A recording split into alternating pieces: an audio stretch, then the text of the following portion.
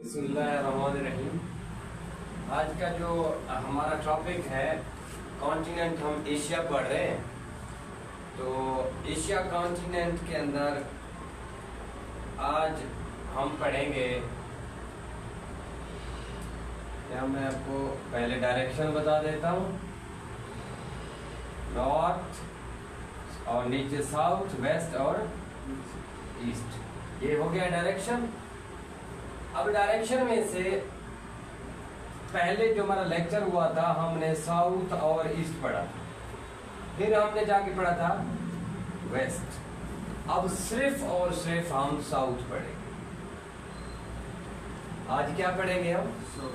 South Asia का कौन सा पार्ट पढ़ेंगे? South Asia. एशिया का साउथ वाला पार्ट पढ़ेंगे हम। तो साउथ एशिया में हमारा प्यारा पाकिस्तान, एशिया के साउथ वाले पार्ट में हमारा पाकिस्तान भी आ जाता है। तो पहले मैं यहाँ पे बना देता हूँ, मैप हम तैयार करेंगे, मैप के बाद मैं आपको बताऊंगा।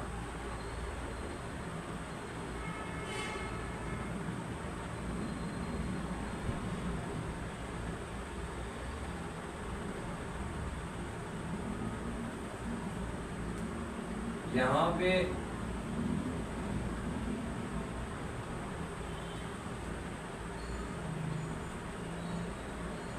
ये हो गया पाकिस्तान। पाकिस्तान का मैप। अब जब भी मैप बनाते हैं, सामने नॉर्थ होता है, नीचे साउथ, इधर वेस्ट और इधर ईस्ट होता है। ये तो डायरेक्शन की बात हो रही। अब पूरे साउथ की अगर बात करें तो साउथ में यहाँ पर हमारे पास एक और कंट्री बनता है। मैं थोड़ा सा ना इसको आपको बता देता हूँ। यहाँ पे एक कंट्री बनता है इंडिया। उसके साथ हमारा हमसाया ममालिक कौन सा है? इंडिया। तो उसके बाद एक और यहाँ पे कंट्री बनता है, उसके बारे में मैं आपको बता देता हूँ। इंडिया जो है ना, यहाँ से थोड़ा ना इस तरह बना हुआ है कि इंडिया यहाँ से थोड़ा सा इस तरह आगे, थोड़ा सा ना आगे बढ़ा हुआ है यहाँ तक। मैप बनाते हुए ये ख्याल रखना है। उसके बाद दो ममालिक छोटे छोटे हैं यहाँ पे। अब ये देख लें, ये हो गया नेपाल। कौन सा मुल्क है बेटा? नेपाल। और यहाँ पे एक छोटा सा मुल्क है ऊपर, देख ले, भूटान। ये हो गया इंडिया और ये पाकिस्तान। कितने हो गए? 1 2 3 4 हो गए। नेक्स्ट पे आ जाते हैं। अब यहाँ पर एक और मुल्क है, यहाँ पर बांग्लादेश। कौन सा है बेटा? बांग्लादेश। अब ये आप देख लें। उसके बाद हम बात करेंगे सार्क कंट्रीज की। सार्क में कितना है? 1 2 3 4 4 और 4 8 ममालिक है टोटल सार्क के अंदर। 1 2 3 4 और 5, ये तो हो गए। एक मुल्क यहाँ पे बनता है जो अभी शामिल हुआ है, मतलब 2017 के अंदर शामिल हुआ है। इसका नाम है अफगानिस्तान। क्या नाम है बेटा? अफगानिस्तान। हमारा हमसाया ममालिक से इस साइड नॉर्थ, और ये बनता है नॉर्थ और वेस्ट वाला साइड बनता है। नॉर्थ मैक्सिमम इसे काउंट किया जाता है, नॉर्थ और वेस्ट, दो ही डायरेक्शन बताए जाते हैं, नॉर्थ और वेस्ट वाले साइड। ये साइड, इस साइड नॉर्थ वेस्ट में हमारा अफगानिस्तान शामिल है। अब काउंट करें, 1 2 3 4 5 और 6, दो ममालिक से। सार्क के सिर्फ दो ममालिक रहते हैं। वो कौन से हैं? वो जजीरे हैं, छोटे छोटे टुकड़े हैं। एक तो जजीरा है यहाँ पे बेटा, जिसका नाम है श्रीलंका। क्या नाम है? श्रीलंका। एक और जजीरा है, वो भी यहाँ मौजूद है पानी के अंदर, उसका नाम है मालदीव। हम सार्क कंट्रीज की बात कर रहे हैं, साउथ की बात कर रहे हैं। तो साउथ में हमें सार्क में सिर्फ यही ममालिक मिलते हैं, ये सार्क के मेंबर हैं। सार्क कंट्रीज के क्या है बेटा? ये मेंबर हैं। सार्क का मैं बता रहा हूँ आपको। सार्क की जो हमारे पास एक तंजीम बनाई गई थी अपना इस रीजन में एक तंजीम बनाई गई थी। मतलब एक बंदा था, बांग्लादेश से उसका ताल्लुक था, तो उसने ये मशवरा दिया था कि हमें एक तंजीम बना लेनी चाहिए जो कि हमारे आपस के ताल्लुकात को बेहतर कर सके। एक पहली चीज। दूसरी चीज, उसका नाम था ज़ियाउर रहमान, जनरल ज़ियाउर रहमान, जो प्रेसिडेंट रह चुका था, बांग्लादेश का सदर भी रह चुका था। उसने ये मशवरा दिया, लेकिन क्या हुआ कि वो इंदिरा गांधी बैठी थी इंडिया में, तो उसको ये मशवरा अच्छा नहीं लगा, तो सार्क नहीं बन सका था। उसने मशवरा जो दिया था वो 1980 में दिया था। उसने कब दिया था मशवरा? 1980 में उसने सार्क का मशवरा दिया कि हमें तंजीम बनानी चाहिए, लेकिन वो नहीं बना था। उसके बाद फिर जाके सार्क 1985 के अंदर जाके सार्क बनता है। 1985 8 दिसंबर का ये डेट है, 8 दिसंबर है। 8 दिसंबर 95 को सार्क जाके बनता है। तो सार्क का जो है ना, साउथ एशियन, जो हमारे पास ये साउथ एशिया है ना, South Asian association regional cooperation है। इसका जो एब्रीविएशन बनता है ना बेटा, वो है साउथ एशियन एसोसिएशन, तो रीजनल कॉर्पोरेशन। ये बात समझ आ गई? अब ये हो गया सार्क। पहले तो आपने इसके मेंबर चेक कर लेने हैं, 1 2 3 4 5 6 7 और 8। इसके कितना मेंबर है बेटा? 8 मेंबर है इसके। तो यहाँ पे लेकर देते हैं 8 क्या है इसके सार्क के मेंबर। इसका हेडक्वार्टर कहाँ पे बनाएगा? अच्छा, पहली बात, इसकी बुनियाद बांग्लादेश के कैपिटल ढाका में रखी गई। इसकी बुनियाद कहाँ रखी गई? बांग्लादेश के कैपिटल ढाका में रखी गई, लेकिन इसका हेडक्वार्टर नेपाल के कैपिटल जो है ना, दारुल हुकूमत जिसे हम कहते हैं, काठमांडू, उसके अंदर बनाएगा। दोबारा लिख देता हूँ, इसका हेडक्वार्टर कहाँ है बेटा? नेपाल काठमांडू। नेपाल काठमांडू में इसका हेडक्वार्टर है। बनाया गया था, इसकी बुनियाद रखी गई थी 85 में बांग्लादेश के शहर ढाका के अंदर। ये भी आपको पता होना चाहिए। और उसके बाद हम आगे आते हैं, तो थोड़ा सा मैं यहाँ पे आपको समझा दूं। तो ये सार्क कंट्रीज नहीं है, सार्क की मैंने वैसे आपको बता दिया है। तो इधर जो मुल्क बनता है ना बेटा, इस साइड पे, अब ये देख ले, ये जो साइड पे मुल्क बनता है, ये बर्मा है। ये हमने कल पढ़ा था, ये हमने पहले लेक्चर में पढ़ा था। बर्मा से आगे हमने जो कंट्रीज थे वो कौन से थे? साउथ ईस्ट कंट्रीज हमने पढ़े थे।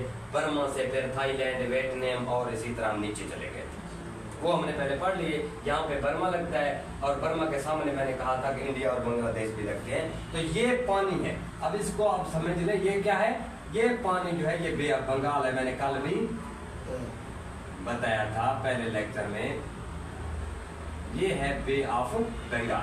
बे ऑफ बंगाल इधर लगता है हमारे पास। तो ये सारे का सारा इंडियन ओशन। कौन सा ओशन है बेटा? इंडियन ओशन है। मैं दोबारा लिख देता हूँ यहाँ पे, ये सारा कौन सा है? Indian ocean. अच्छा, इंडियन ओशन। और उसके बाद यहाँ पे जो हमें सी लगता है, ये हमें जो सी लगता है, दूर ओशन होता है, करीब तर ये अरेबियन सी है। कौन सा बेटा? अरेबियन सी लगता है। अच्छा, ये सारा सी हो गया यहाँ तक। इधर फिर इधर ओशन है सारा, ये बे ऑफ बंगाल इंडियन ओशन का पार्ट है। तो ये आपको समझ होना चाहिए। नेक्स्ट पे आ जाते हैं, इसके बारे में थोड़ा सा मैं आपको क्लैरिटी करा देता हूँ। नेपाल के अंदर इसका मैंने सार्क का आपको बता दिया है।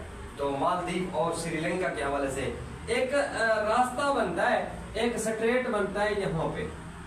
अब समझ आ गया होगा आपको कि बे ऑफ बंगाल के नीचे से ना एक स्ट्रेट बन रहा था यहाँ पे बेटा। ये देखो, ये मलेशिया था, उसके साथ था इंडोनेशिया, उनके दरमियान में एक पानी का रास्ता बन रहा था इधर।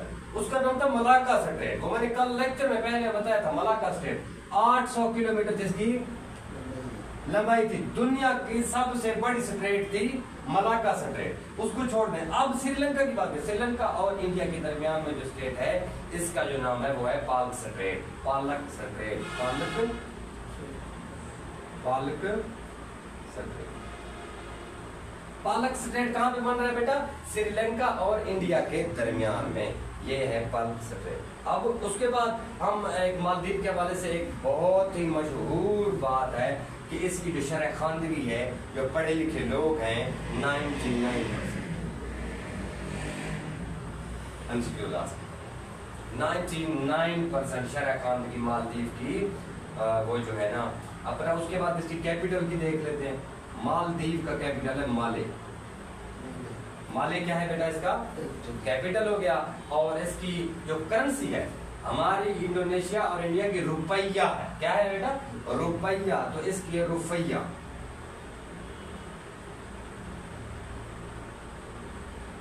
बात वही रुपया है। रुपया समझ ले, रुपया समझ ले, मालदीव की करेंसी हो गई। 99% इसकी क्या है बेटा? शरह खानदगी। शरह खानदगी लिटरेसी रेट हो गए, पढ़े लिखे लोग कितने? 99% मालदीव की शरह खानदगी। नेक्स्ट पे आ जाते हैं। उसके बाद एक इंडियन ओशन के अंदर एक चीज है, ये सारा इंडियन ओशन है। इंडियन ओशन के अंदर एक जजीरा है। यहाँ क्या है बेटा? एक जजीरा है जिसका नाम है डेगो गार्शिया। क्या है बेटा? Diego Garcia. अच्छा बेटा, ये डेगो गार्शिया का जजीरा इंडियन ओशन के अंदर अमेरिका के कब्जे में। मैं इसलिए बता रहा हूं। और अमेरिका ने यहाँ पे क्या बनाया हुआ है? Naval base.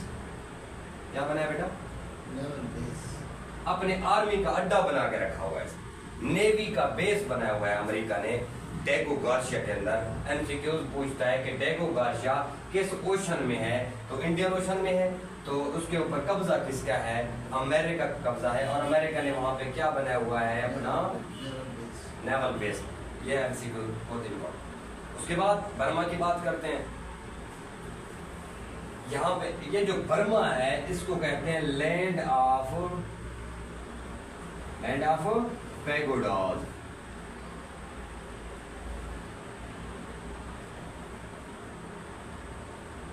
Land of pagodas. अच्छा, पैगोडास क्या होते हैं? वो इस तरह के, कल भी मैंने आपको बताया था, मतलब वो भूटान की तरह के जो बिल्डिंग्स है ना, वो ऊपर वो नोकदार बिल्डिंग्स वगैरह, वो सारे के सारे बर्मा में और भूटान में इधर पाए। पैगोडास उसे कहते हैं। रंग बिरंगे छतों वाले, इस तरह, ये छत नहीं होनी चाहिए, छत इस तरह नोकदार होती है, पैगोडास। और उसके बाद मंदिर वगैरह के जिस तरह बने होते हैं ना, उस शेप के लैंड ऑफ पैगोडास इसको कहा जाता है। अच्छा, ये ज्यादातर बर्मा के अंदर कौन मज़हब रहता है? बुद्ध मत। बुद्ध मत सबसे ज्यादा रहते हैं इधर। तो नेपाल के हवाले से एक मशहूर है, नेपाल का कैपिटल काठमांडू है।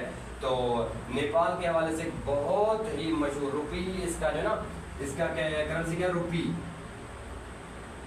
क्या है बेटा? रुपी। तो भूटान की जो करेंसी है वो है अपना नेगेल्ट्रम। क्या है बेटा? नेगेल्ट्रम। अच्छा, भूटान की करेंसी नेगेल्ट्रम हो गई। थम्फो, इसका कैपिटल क्या है बेटा? थम्फो। अच्छा, इसकी काठमांडू है, मैंने पहले बताया है। काठमांडू इसका कैपिटल हो गया। और रुपी इसका नेपाल के हवाले से एक बात मशहूर है, वो मैं बताना जा रहा था कि नेपाल जो है ना, नेपाल के अंदर एक दुनिया की सबसे बड़ी चोटी माउंट एवरेस्ट। हमसे कुछ पूछ सकता है, नेपाल के अंदर क्या है बेटा? माउंट एवरेस्ट है। माउंट एवरेस्ट है दुनिया की सबसे बड़ी चोटी, जिसकी लेंथ है 88-48 मीटर। 88-48 या 88-26 मीटर इसकी लेंथ है, दुनिया की सबसे बड़ी चोटी। अच्छा, किस पहाड़ी सिलसिला में है? हिमालय पहाड़ी सिलसिला। किसमें बेटा? हिमालय का सबसे बड़ी चोटी नेपाल में। तो नेपाल के बारे में मैं अगर हिमालय में बता दूं तो हिमालय यहाँ से गुजरता है बेटा, ये है हिमालय। अगर हम देखें इसको तो आगे फिर भूटान की तरफ इस तरह चला जाता है, चाइना में भी जाता है। ये हिमालय रेंज पूरे का पूरा, ये क्या है? हिमालय का रेंज है। इसकी सबसे बड़ी चोटी कहाँ पे पाई जाती है? नेपाल के अंदर, यहाँ पे पाई। एक बात तो ये कन्फर्मली आपको आना चाहिए, याद रख लेना चाहिए। उसके बाद नेक्स्ट पे आ जाते हैं, तो आखिरी मुगल बादशाह के बारे में कल मैंने बताया था कि वो भी बर्मा में यहाँ पे रखा गया था उसको। तो इसका बांग्लादेश का ढाका है, कैपिटल ढाका है, और इसकी करेंसी जो है टक्का है। क्या है बेटा? टक्का, टिक्का या टक्का, जो भी आप जहन में। उसके बाद हम नेक्स्ट पे आ जाते हैं, अफगानिस्तान की बात करते हैं। तो अफगानिस्तान का कैपिटल काबुल है। क्या बेटा? काबुल। इसकी जो अफगानी इसकी करेंसी क्या है बेटा? अफगानी। इसकी करेंसी का नाम क्या है? अफगानी। उसके बाद हम नेक्स्ट पे बात करते हैं, तो यहाँ पे हमारे साथ ईरान भी मौजूद है अफगानिस्तान के, और हमारे साथ इधर ये सारा कौन सा मुल्क है? इधर ईरान है। मतलब अफगानिस्तान के साथ भी बॉर्डर शेयर करता है और हमारे साथ भी इधर बॉर्डर शेयर करता है। तो वो ईरान का बॉर्डर भी इधर है। ईरान का तेहरान बताया था कल मैंने, जो भी MCQ रहते थे वो सारे कल मैंने बता दिए थे। तो आज हम पढ़े साउथ एशिया। तो साउथ एशिया की अगर मैं बात करूँ तो पाकिस्तान का जो है ना, इस साइड के ऊपर यहाँ पे इंडियन गुजरात है। इंडियन गुजरात यहाँ पे लगता है, पंजाब लगता है, इंडियन पंजाब जिसे हम कहते हैं। तो यहाँ पे एक डेजर्ट है जो इधर भी और इधर भी, थार जिसका नाम है। थार डेजर्ट जो है ना, इंडिया में भी पाया जाता है और पाकिस्तान में भी, ये दोनों पाए जाते हैं। नेक्स्ट पे आ जाते हैं। अच्छा, थार डेजर्ट के हवाले से एक MCQ आता है कि थार डेजर्ट जो है दुनिया का ग्रीन डेजर्ट। ग्रीन तो नहीं कहते, ग्रीन भी है, और उसको ज्यादातर इसको कहते हैं कि ये जरखेज है, यहाँ पे फसलें होती है। बारिश अभी होती है, बारिश भी होती है, सब कुछ होता है। वैसे सहरा में बारिशें तो नहीं होती, लेकिन यहाँ पे बारिशें भी होती हैं। और यहाँ पे वो कहता है कि थार डेजर्ट जो है ना, दुनिया का फर्टाइल डेजर्ट है, यानी कि वो क्या कहते हैं उसको, सब्जे वाला, आबादी वाला, काश्त वाला डेजर्ट है। अच्छा, उसके बाद हम थोड़े से देख लेते हैं इंडिया के हवाले से। इंडिया का जो कैपिटल है वो है न्यू दिल्ली, और यहाँ पे है न्यू दिल्ली, इंडिया का कैपिटल हो गया। और इंडिया की जो करेंसी है वो रुपीस है, पाकिस्तान की भी रुपीस है। तो हमारा जो कैपिटल है वो इस्लामाबाद है। क्या है बेटा? इस्लामाबाद है। तो इसकी करेंसी भी रुपी है, तो इंडिया की करेंसी भी रुपी है। ये भी जहन में आपके होना चाहिए। नेक्स्ट पे आ जाते हैं, श्रीलंका की थोड़ी सी बात कर लेते हैं। कोलंबो और रुपी, इसके भी रुपी है। करेंसी क्या है बेटा? रुपी, श्रीलंका की। तो इसकी क्या है बेटा? कैपिटल कोलंबो।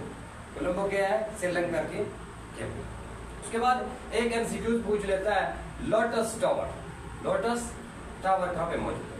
लोटस टावर एक टावर है, जिस तरह हमारा मीनार पाकिस्तान है या आईफल टावर है, इस तरह का एक टावर है जिसका नाम है लोटस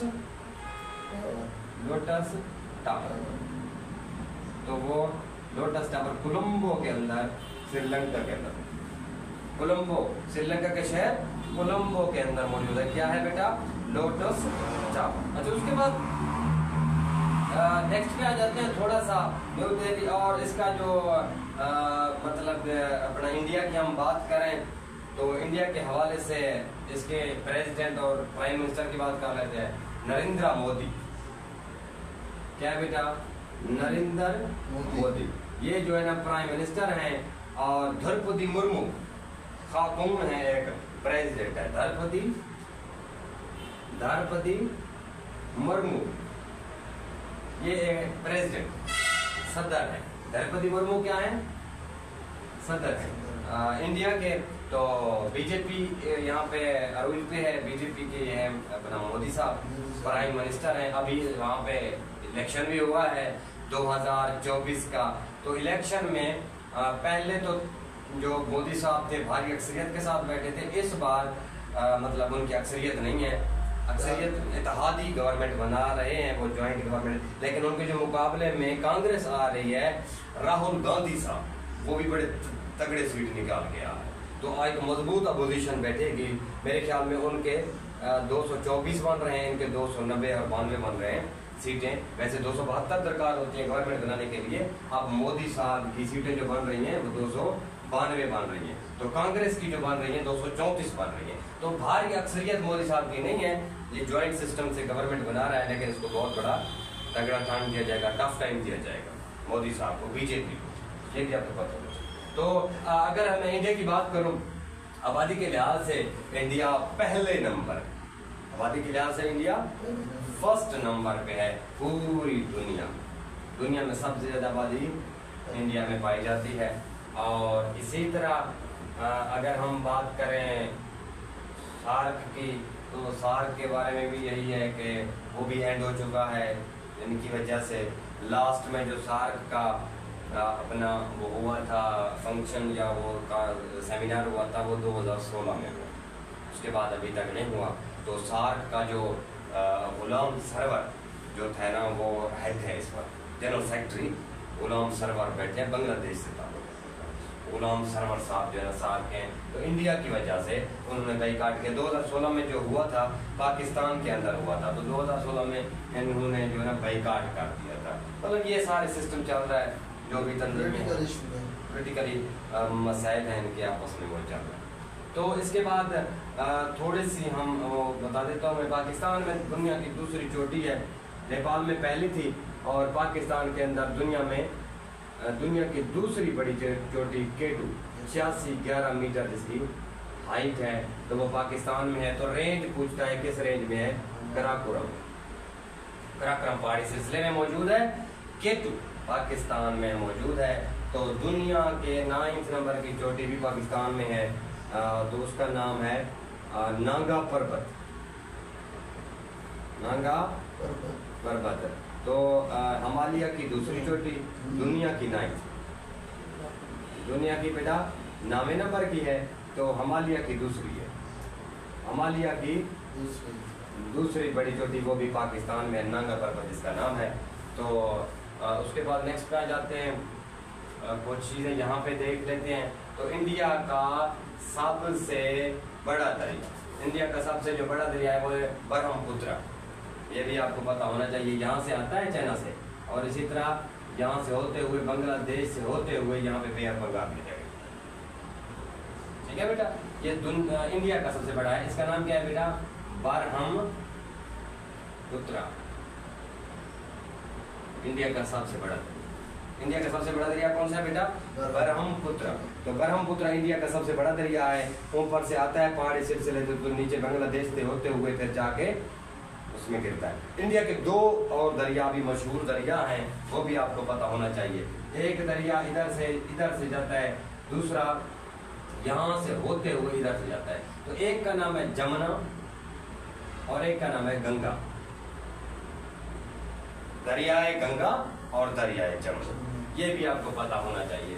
तो जमुना इसलिए मैं बता रहा था कि जमुना के किनारे पे एक महल बना हुआ है जिसका नाम है ताज महल, वो भी इंडिया में बहुत बड़ी मशहूर लव स्टोरी है। तो वो एक याददाश्त में बनाया गया था, तो जमुना के किनारे पर है वो, तो वो भी आपको पता होना चाहिए। तो उसके बाद जमुना के अगर ताजमहल की मैं बात करूं, तो ताजमहल किसने बनवाया था, शाहजहां ने बनवाया, शाहजहां ने बनवाया था। मुमताज महल बेगम थी उनकी, उनका नाम क्या था, मुमताज महल, उनकी याद में बनवाया था। तो ये जो है ना शाहजहां साहब ने दरियाए जमुना के किनारे बनाया। अच्छा, ये सिटी आगरा के करीब है, आगरा शहर है, आगरा शहर के पास दरियाए जमुना के किनारे के ऊपर ये बनाया गया था। शाहजहां साहब ने एक दुनिया का 7 अजूबों में से एक अजूबा बनाया। दुनिया के 7 अजूबे हैं जो अजीब चीजें हैं, उनमें से एक चीज ये भी है, तो ये भी आपको पता होना चाहिए। नेक्स्ट पे आ जाते हैं। तो इंडिया का एक अपना क्या है, बहुत ही मशहूर नाम शख्सियत एशिया की, वैसे एशिया के मशहूर नाम है, वो कहते हैं कि जिसको मिला था क्या, एशिया का एक मशहूर शख्स जिसको नोबेल प्राइज मिला था लिटरेचर के अंदर, ये एमसीक्यू पूछता है, क्या मिला था बेटा, नोबेल प्राइज मिला है, किस चीज में मिला है, लिटरेचर में मिला, किस चीज में, लिटरेचर के अंदर मिला था, उसका नाम है रविंद्रनाथ टैगोर। मलाला को पीस प्राइज मिला है, अमन का नोबेल। मलाला यूसुफजई हमारे पाकिस्तान से सवात वाली साइड से इधर से ताल्लुक रखती हैं, तो वजिरिस्तान वाली साइड पे, तो उनको जो मिला है पीस प्राइज मिला है, Nobel peace prize. Rabindranath Tagore साहब एक लिखारी थे, शायर थे, बहुत बड़े शायर थे, उनको जो मिला है लिटरेचर में मिला है, ज़बान लैंग्वेज के ऊपर मिला है, लिटरेचर की वजह से मिला है। तो एशिया के सबसे पहले Nobel peace prize, Nobel prize winner है, ये भी आपको पता होना चाहिए, लिटरेचर की मिला है। तो असल में मैं बताना इसलिए चाह रहा था कि इन्होंने इंडिया का जो कौमी तराना है वो लिखा। इंडिया का कौमी तराना किसने लिखा? रविंद्रनाथ टैगोर साहब ने लिखा। तो रविंद्रनाथ टैगोर, जब इंडिया एक हुआ करता था, बर्मा, बांग्लादेश, इंडिया और पाकिस्तान एक ही चीज हुआ करती थी, तो बांग्लादेश का से ताल्लुक रखता, यानी कि इंडिया से ताल्लुक रखने वाला था, बड़े सगीर से ताल्लुक रखता था, ये उस वक्त की बात है। तो इनको फर्स्ट हमारे एशियन जो थे उनको नोबेल प्राइज मिला है, तो वो है रविंद्रनाथ टैगोर साहब। अगर फर्स्ट मुस्लिम पूछ ले तो वो मिस्र से ताल्लुक रखते थे, उनका नाम अनवर सादात। पहला मुस्लिम पूछ ले अगर, तो उनका नाम क्या है? अनवर सादात, जिनका ताल्लुक था इजिप्ट से, मिस्र से ताल्लुक था। इनको जो नोबेल प्राइज मिला है पीस प्राइज मिला, इनको अमन का नोबेल प्राइज मिला है अनवर सादात साहब। तो रविंद्रनाथ टैगोर पहले एशियन है, उनको मतलब मिला है। अनवर सादात भी एशियन है, एशियन तो नहीं है लेकिन ये अफ्रीका के हैं, वैसे अफ्रीका में है ना, इजिप्ट जो है अफ्रीका में है, तो उसको नोबेल प्राइज मिला था। मुस्लिम की बात करें तो पहले ये, अगर वैसे ओवरऑल एशिया की बात कर ले तो रविंद्रनाथ टैगोर साहब को नोबेल प्राइज मिला। तो उसके बाद दो तीन जो है ना मतलब चीज़ें हैं यहाँ पे, कंट्रोवर्शियल चीज़ें हैं, वो बता देता हूँ। AJK है यहाँ पे, आज़ाद जम्मू कश्मीर एक टुकड़ा है, वो हमने कब्जा किया हुआ है, यहाँ हमें हिस्सा मिला है। कश्मीर के हवाले से वैसे मैं आपको बता दूं, कश्मीर एक ऐसी रियासत थी, इस तरह का एक टुकड़ा था, एक कश्मीर की रियासत जिसमें GB आता था। एक क्या था बेटा? GB। AJK जो आजकल हमारे पास है। उसके बाद एक है यहाँ पे चाइना के पास है एक टुकड़ा, दूसरा लद्दाख का एरिया और जम्मू का एरिया। ये सारे का सारा रियासत कश्मीर हुआ करती थी, एक जमाना था। रियासत कश्मीर का जो बादशाह था उसका नाम था डोगरा, हरि सिंह। डोगरा राज उसमें लगा हुआ था, हरि सिंह जो था वो बादशाह था। तो हरि सिंह ने कुछ इंडिया को बेचा था, तो कुछ ऐसे मतलब ज़ाय हो गया, तो वो तकसीम हुआ जो कश्मीर, उसके 3 टुकड़े हुए थे कश्मीर। 3 टुकड़ों में से जो 15% है वो मिला है किसको बेटा? पाकिस्तान को। और बाकी जो इंडिया को जो मिला है वो मेरे ख्याल में 40% उसको इंडिया को मिला है, और 40 और ये बन गया 55। तो मतलब बाकी जो परसेंटेज है 40-45% वो इंडिया अपने चाइना को मिला है, चाइना के बॉर्डर में चला गया। तो इंडिया के 3 हिस्से कर दिए गए। वैसे 60% यहाँ पे लिखते हैं, यहाँ पे लिखते हैं 60% मिला है इंडिया, अपना इंडिया को, 15% मिला है पाकिस्तान को। तो ये फिर बनते हैं कितने? 80%। तो 20% उधर गया है, मतलब 25% चाइना की तरफ। तो मतलब इसकी डिवाइड की गई, इसको 3 टुकड़े कर देंगे। कुछ टुकड़े चले गए हैं इंडिया की तरफ और कुछ चाइना की तरफ, कुछ पाकिस्तान को मिला है। तो हमें जो मिला है वो मैं आपको बताऊं, वो दिया नहीं गया। एक GB का टुकड़ा जो हमारी अपनी जो लोग थे उन्होंने फतह कराया है, GB का इलाका, और AJK का जो इलाका है वो हमने खुद ही फतह कराया है, हमें दिया नहीं गया था। ये भी एक बात आपको बताऊं। नेक्स्ट मैं यहाँ पे एक चीज बताने जा रहा था, वो यहाँ पे एक इलाका है जिसका नाम है तिब्बत। क्या है बेटा? तिब्बत का इलाका है, चैनम के अंदर है।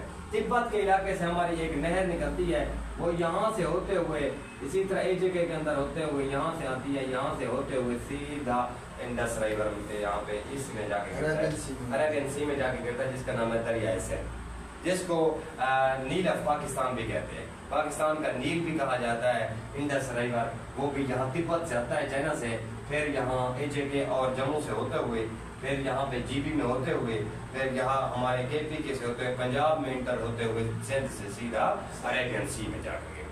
तो इसकी लेंथ के बारे में अगर मैं आपको बता दूं तो इसकी लेंथ है 3180 किलोमीटर।